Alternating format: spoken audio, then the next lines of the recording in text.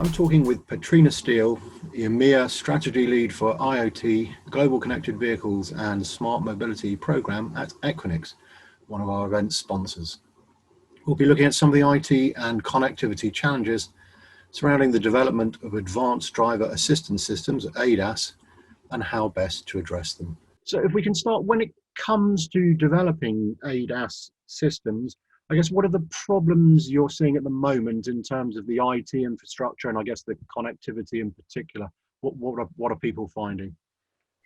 I guess for us, there's obviously massive disruption in this market, and it's really a race to see who can build the first fully autonomous, safe and reliant vehicle. And so there are huge amounts of investment and innovation going on in this space, and many have decided not to enter this race and will implement the technology developed and established later on. But I guess broadly we can class into two camps. One side are the sort of new entrants that are technology companies that are new to manufacturing, but tech savvy or auto tech companies, some born in the cloud and leveraging bleeding edge technology. And then on the other side, we have the more traditional manufacturers who are trying to adopt technology at lightning speed that have deep pockets and arguably, strong brand recognition and customer loyalty. So both actually come from fundamentally different mindsets and backgrounds and arguably sort of very, very different to how they see things. So I guess the question really to ask is what is a car really? Is it a computer with wheels, or is it a car with a computer on board? It sort of changes how you build things, how you retrofit technology and realign processes and operations. So at the same time as all of that, we have this promise of 5G and improved technology around Wi-Fi, where we don't have investment or infrastructure to support this at scale yet for the masses. And then we have advances in sort of LEO, so low Earth orbit satellites and cloud providers who are offering out their own distributed global edge infrastructures for broader coverage, which many companies are exploring for resilience and more rural coverage in general. And then you layer on top of this, we have IoT, this growing ability to automate and this preference now for building edge computing architectures to be closer to the users and application. But then that comes with a complexity around managing the data and then building HPC environments for analytics and training. So there's a lot of work still going on in terms of redefining interoperability and coverage between these different connectivity providers. And these new architectures are still emerging. So there's a lot to evaluate and to look to technology partners towards collaborating together, and more controversially, look to peers to co-innovate with and make decisions on. Okay, so in terms of what is a car, I mean, you've mentioned a lot of sort of, I guess, future or developing technologies, but what are the key components, if you like, to help this move forward? As you mentioned a lot of issues going on, but what are the key ones you would identify? I guess for us, when we consider ADAS R&D and ultimately connected autonomous vehicle platforms, we mainly work with our customers and partners in three sort of areas as it relates to foundational infrastructure and connectivity.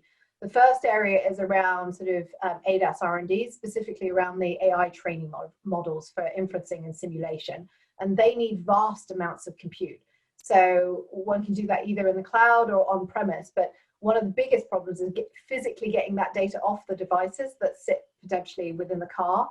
And then building the HPC environments for hardware in the loop testing or getting access to cloud adjacent infrastructure is another. So we spend a large amount of our time working with customers to improve efficiencies in this area. So improving bandwidth for ingesting both with cloud providers and hardware providers, as well as building next generation HPC environments. And then the second area is around connected vehicles. So I think it's McKinsey that states that the number of network cars will rise, I think it's 30% a year for the next several years. So by the end of 2020, 1 in 5 cars will be connected to the internet. So this allows them to deliver services through the car, internet radio, smartphone capabilities, information and entertainment services, driver assistant apps, tourism information, and it delivers a really promising area for future profits and differentiation. However, there's also signals a need for potentially overlapping different types of connectivity And that, of course, adds more complexity.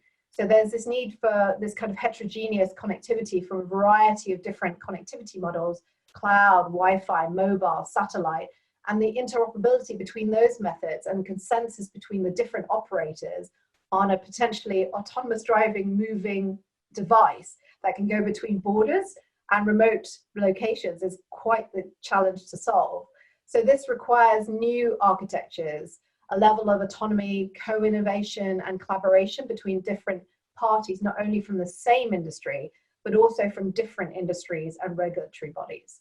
And then I guess the third area is around collaboration and open models. So many within the ADAS space are co-innovating in order to be able to invest in this vision.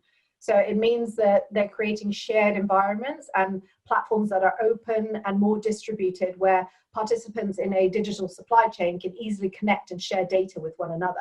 So putting digital in the center of everything you do, rather than just looking to add technology to existing processes and operations, is again a fundamentally different mindset. So I guess those three areas are the areas that we predominantly spend our time with our customers and partners on. And it may be right or wrong to pick on one particular, but I mean 5G, people have been talking about it for quite a while, and have different views as to what it's going to do and when it's going to arrive. Do you have any thoughts, I guess, as to its potential or the impact it can make on this particular space? Are we right to be excited by it, or is the hype a bit more than what we will actually get delivered?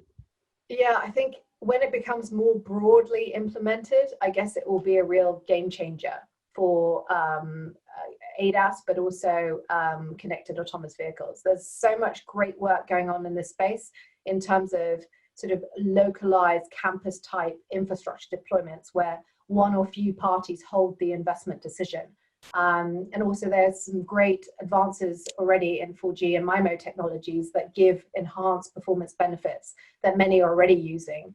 Where it pertains to sort of broader coverage, as we discussed across a wider area, this then becomes more complicated. So that again, it goes back to that interoperability between the different MNOs and the other connectivity operators that becomes essential, and ensuring that there is that seamless, uninterrupted connectivity and investment behind the architectures to support it is really critical. So I also think a large aspect around capitalizing on the promise of 5G or even 4G is about working out how to handle the data and how to derive those actionable and interesting insights from that data. And so that's where a large part of the work is being done currently, and that will continue to need to be done for us to really I would say, capitalize on the promise of 5G. And in terms of, I guess, people building out this required sort of emerging architecture models, I mean, clearly they can go it alone, or they can work with partners, or in most of the sort of IT areas, hybrid is a sort of favorite saying. So it's a mix and match approach. Do you have any thoughts as to, I guess, the pros and cons as to whether people want to do it for themselves, or who to involve, or how many partners to involve, etc.? Yeah, I guess, well, it really comes down to money, isn't it? Business models, ROI, and appetite for risk, and sort of whether they have the subject matter expertise, but also about who will be maintaining that infrastructure and continuing to invest to look at enhancements. If you take some, for example, like Tesla, who want to own the end-to-end process, they're investing heavily in their own battery technologies as well as EV charging infrastructure as part of their offering. And for others, it's really a case of working with the local infrastructure and governments to get investment for a more mass scalable solution, which is arguably better in the long term, but potentially slower. From what we can see at Equinix, many of our companies, I guess, are working really closely with the connectivity providers. They're evaluating what the mobile network operators can offer, what the connectivity technology providers who traditionally service the MNOs can offer, and what the cloud providers can offer, and also potentially what the satellite providers can offer. And this is, I guess, because it's back to that statement I made earlier, which is it's not about one method of connectivity. It's possibly about how to leverage different types together to build that resilience and that heterogeneous connectivity. And that obviously adds so much more complexity. And we're starting to see this kind of new sort of generation of architectures, for example, for mobile edge compute, emerge, where there is this need for more collaboration at the edge. And I'd say that we personally are seeing a lot of distributed edge computing opportunities from these types of customers, where they're leveraging Equinix's global infrastructure as an extension of their existing architectures to optimize connectivity and build cloud adjacent environments. So I really feel that there's sort of both camps. You definitely want to be building out your own infrastructure to support what you have, but there's also a case of lobbying for sort of more wider collaborative investment in this space. And just, I suppose, in terms of just a self-mention on that, the sort of ownership of that, or how to access that. I mean, clearly yourselves offer part of that connectivity. You've hinted at, whether the other different types of connectivity. Do you think end users can manage that themselves, or is it much easier to go to a trusted partner who can then, put together that end-to-end network rather than a poor end user, being contacted, I don't know, half a dozen companies, maybe as much, to try and get all the pieces to work together? Yeah, I think, again, it goes back to that, the benefits for many about being able to extend out your infrastructure to already on-net locations, to access a variety of different connectivity providers, to access, cloud edge architectures that have been sort of pre-deployed, as well as other technology platforms. It removes some of the cost of building out these services yourselves, but also defining the processes around that and the operating models. It also removes some of the risk. For example, the infrastructure that Equinix has built out globally is really hard to replicate. So it allows for that wider choice for future deployments and future technologies that you may want to deploy. So I think that being able to partner with companies like ourselves, it's really helping you shortcut that sort of on-ramp, but also at the same time, it's giving you that sort of trusted experience that we've done this with other parties. And so hopefully we know what we're doing. And just before we finish, in terms of the benefits of these emerging architectures and the solutions that are being built, I mean, can you characterize, give an example? I mean, are we talking sort of months to weeks to days, shrinking development cycles? I mean, what sort of tangible benefits can people expect, I guess? Yeah, so again, many companies, they have multi-year sort of transformation projects that are ongoing, but I would say that, in one particular, I can give you one particular case where we were working with a company on a much broader multi-year transformation process where they had global architectures in place. And we managed to get them up and running in sort of 2 to 4 months. And that's just the ability for them to be able to, again, like we say, deploy that infrastructure very quickly, become on net, and then slowly work out how they want to phase the rest of that transformation. So it's quite a quick process. And so when you think about companies that are trying to do that in-house themselves, there's a lot more involved in terms of that transformation that they might be taking on. And I guess the speed, I mean, of all the sort of benefits, speed is that the most important, in the sense that, as you say, lots of people are sort of jostling for advantage in this space, and getting there first is well, obviously reliability is important, but getting there first is perhaps the major objective. Yeah, I think it's one of the objectives. I think also knowing that someone is beside you, sort of working through the process and has that experience in that area.